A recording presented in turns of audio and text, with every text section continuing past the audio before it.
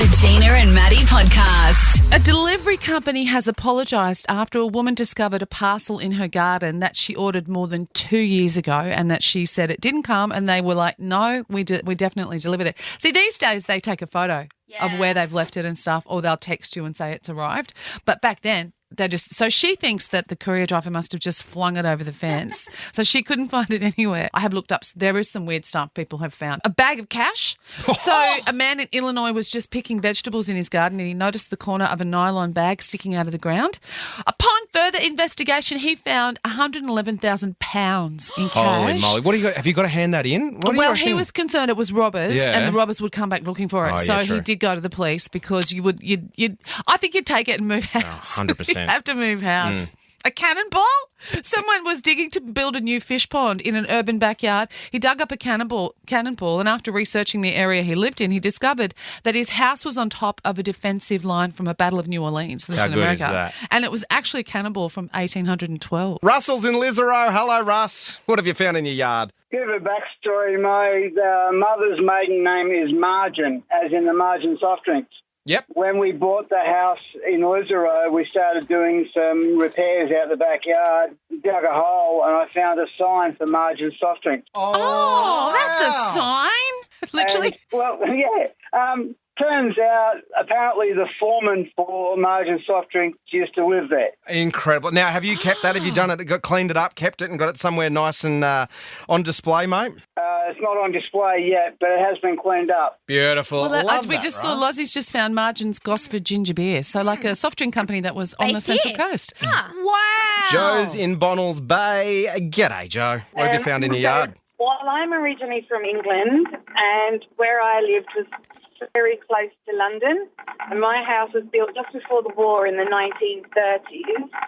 And when my dad was digging up to put a path in our backyard, he found the remnants of an old Anderson shelter from World War II.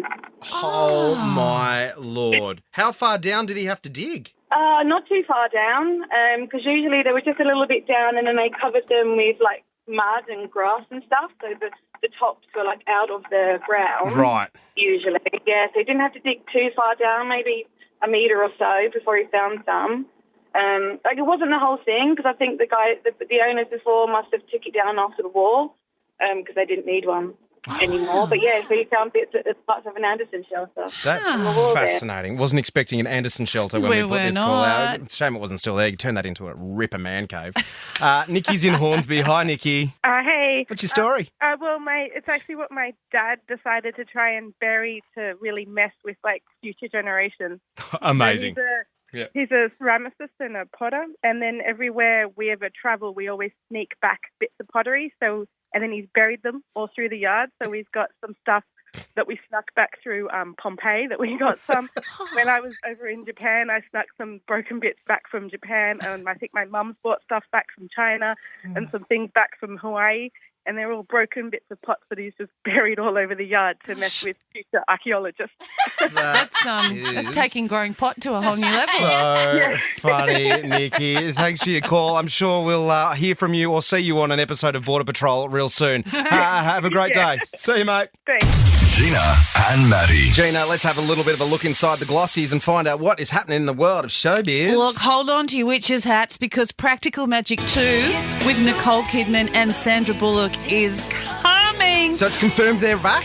Yes, good. Yes, it's confirmed. And now, if you don't remember, this was one of my favourite movies. The original Practical Magic follows sisters Sally and Gillian Owens, who were orphaned as kids and raised by their aunts who are witches, who taught them all witchcraft and stuff like that. But they've got a curse on their bloodline that means any man they ever love dies. So they try and give away the witchcraft so they can have a normal life. So, and anyway, they had to end up doing some stuff in the original one. So there's no report on what the plot will be yet for Practical Magic 2, but you'd imagine they've got kids. I'd love to see it. Original cast, come back. They've got teenage kids. Not confirmed also, sorry. Not confirmed? No. Oh, okay, they're not confirmed. But no Sandra we Bullock, want Nicole them to. Kidman yet. Yes. They're in the thing, but not confirmed. They're in negotiations, though. Yeah. Okay, good stuff. I am very excited about that. I'm already excited as if it has been confirmed. Billy Ray Cyrus has filed for divorce. He's breaking someone's achy breaky heart right now. His Australian wife, remember he married Fire Rose? This is the fallout, the family fallout, why he and Miley don't talk anymore Yeah. because he left his wife, her mum, For this for Fire Australian Rose. girl. Yep. I'm sure her name's not Fire Rose in real life, do you think? I don't know. Who knows? But anyway, they split up. So what I want you, they were only married for 7 months. Maddie, question for you. Yeah. I'm going to give you some celebrities. You got to tell me whose marriage was the shortest. Okay. Okay. We got Britney Spears and Jason Alexander. Oh, that was 2 days. Might not have even been 48 hours. Nicolas Cage and Erica Quick. Don't know how to say her name. Well, it sounds quick. Yep.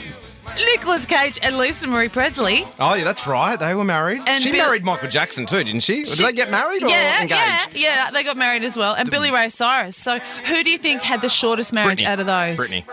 You were spot on, Thank 55 you very much. hours. Yeah, just over 2 days. Amazing. And Jason Alexander, not George from Seinfeld. Different Jason Alexander that she got married to. Yes, let's clear that Have up. to clear that up. Let's clear that right up. It's the Jason Alexander that broke into a house when she married personal trainer a couple of years ago and started live streaming the wedding to Facebook. Yeah. And anyway, I know too much about Britney. I've got a toxic relationship, no pun intended, with her Instagram. Oh my gosh, it is Do just you? a whole Well, she's lot of fascinating, mess. isn't she? Yeah, that's one word. Yeah, fascinating. Absolutely. In local news, Dean Lewis is coming to Australia. Aussie singer-songwriter is bringing his Epilogue World Tour to Sydney in November this year. Tickets go sale on Friday at 9 a.m. or keep it on Star to win your way there. Oh, how good. How cool is that? Now, he was on The Project last night. Was he? And I just decided I like his music.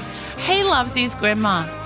And how nice is someone who loves their grandma? And he said also sometimes when he's writing, he'll cry or he'll get, goosebumps and stuff when he knows he's onto a winner. So he said the more honest he is when he's songwriting, even if it's a bit embarrassing for him, those songs end up being the ones that connect. How good. Look, I think anyone who loves Nana, they're good people. Green flag. Dean Lewis is bringing the Epilogue World Tour to Sydney's ICC Theatre this November. Hit tegvanegmond.com for more details. The Gina and Matty Podcast. For more great comedy shows like this, head to novapodcast.com.au.